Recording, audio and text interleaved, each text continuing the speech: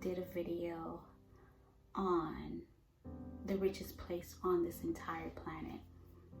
And in that video, he talked about how the richest place on the planet is a cemetery. Now, when he first said that, I was like, the cemetery? I was like, okay, maybe, because they make a lot of money. But no, he was talking about how the cemetery hold the bodies of books that would never be written, songs that would never be sung because they were never written, movies, arts, things that would never be seen because those people that could have changed the world for the better died, and their gifts died with them. So when God created the heavens and the earth, he created everything within with a purpose. And then he said, let us make men into our own image. And when he created man, he took a step back at his creation, and it was good. So if God says everything is good, and everything that he put in the earth has a purpose, and I mean everything has a purpose. Even the sand has a purpose. It holds the ocean. The trees gives you oxygen. I mean, it helps you to breathe. You have all these things around you that have purpose. And the good thing about that is the fact that one cannot operate without the other. This entire earth is under one system, community. So if God tells me that I'm good, but then someone else comes around and tells me, you never become anything, you're no good, you're a waste, then that should alert your mind to know that somebody is lying. And you need to figure out who it is. Now, I can definitely tell you that God is not a man that he should lie. He does not know lying. Those things are not even in his system. So if it is not God, then it is somebody else who is trying to stop you from reaching your purpose and allowing you to do what you need to do. And the best way that they can stop you is by using words. Words are so powerful. Life and death is in the power of the tongue. So much so, to the point that what you say out of your mouth will not come back to you void. We gain that characteristic from God. Whenever God spoke something, that thing happened right then and there. So whenever we speak over people or even over our own lives, whatever we speak won't come back to us void. We need to be very careful with what we say about people and about our own selves. And the reason why, I said this in a video that I did before, you can hurt somebody, you could get into a fight with someone and that hurts them. But when you speak something over someone's life, especially if it's something negative, oh, that stays forever. But the interesting thing about that is not that it stays forever to hurt and haunt that person.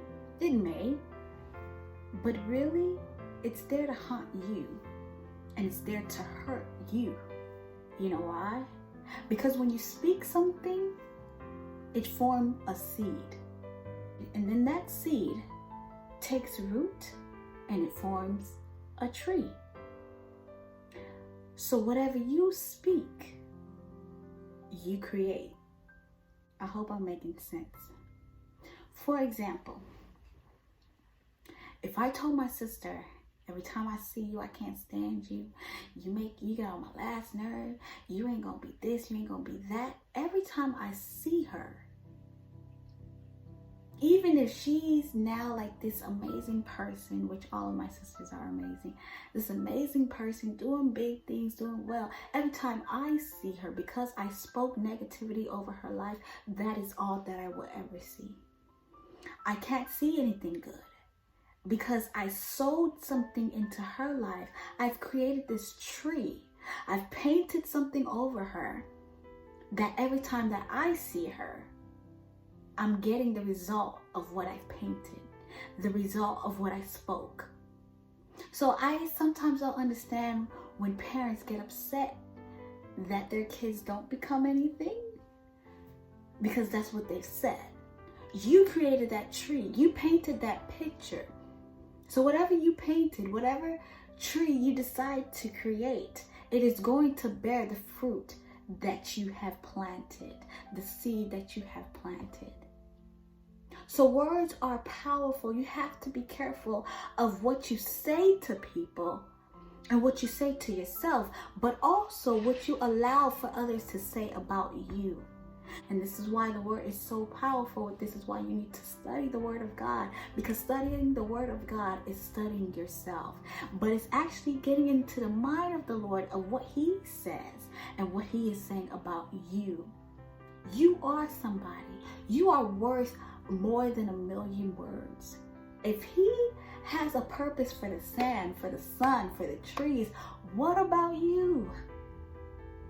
God has so much in store for your life. Do not let the enemy rob you of that. Do not let other people rob you of that. God would not have created you if he had nothing for you to do. You are here for a reason. So when other people want to say that, oh, you're nothing, you'll never become anything, before that seed can take root, you need to send another word and say, actually, no, I am somebody. And I belong to the somebody who made all the bodies, okay? God made me for a reason. And he is on the inside of me, cleaning me up and making me whole, making me beautiful from the inside out. That is where the beauty comes in. The beauty starts from within because Jesus lives there. And he's the one who's orchestrating everything. He's the one fixing you up from the inside out. He's the one making you beautiful and making you amazing from the inside out. So who cares what other people have to say? You just need to know what God said. You were created by God in the image of God. So take heart in that. And you have a purpose on this earth. Now let me talk a little bit about purpose. God has given us all gifts. And with those gifts, we need to understand what those gifts are. But we also need to understand, how am I supposed to use the gift? What am I supposed to be doing? That's where we bring in the word purpose. God said everything is good. Why am I good? What's the purpose behind it? God has given us all gifts, correct? If you don't use your gift has the ability to choke you, to suffocate you, and even kill you. And you might say, Tony, I don't really think that's true. Why do you think there are people who are out of it, who are on drugs, who are alcoholics, who are going to the next person, the next thing, doing this, that, and the third, who are con artists? Because after a while, it doesn't matter where you go, it don't matter who you are, it don't matter what time it is. When your purpose is supposed to come out and it doesn't, it's like a mother carrying a child but never giving birth to that child. So not only does the child die, but because of all the bacteria and all that nasty stuff inside, now the mother also dies too. That's what your gift does to you. And that's why you have those people strung out on different things, because now they're literally going crazy. They don't understand why, they're being pulled in one direction, and they're looking at their state and they're thinking to themselves, I am nothing. I can't do that, and this, that, and third. And it's like what is in their belly is literally pulling them, saying, come on, I need to come out. I need to come out. And you don't allow it to. So then your gift tells you, If you do not let me out, if you don't give birth to me, I'm going to die. But I cannot die by myself. I will have to take you with me. Because nobody else will be able to have your gift. Nobody else will be able to do the thing that God has called you to do. No one else can do that but you. We all need you. This world cannot function without you. Imagine if everyone in this entire world, this universe, was doing what they were supposed to do. You think we would be in the situations that we are in now? No. I just want to encourage you. Don't give up. I know in these quarantine times, y'all are frustrated with family members and even with yourself. Some of you have lost your jobs and you're probably like, man, what am I going to do now? And you're probably thinking to yourself all these things. Just know you're good. When the enemy is putting in your mind, oh, y'all ain't going to get out of this one. You ain't nothing. How in the world did you allow yourself to get here? And he's just putting thoughts and thoughts into your head and putting words and words onto your life.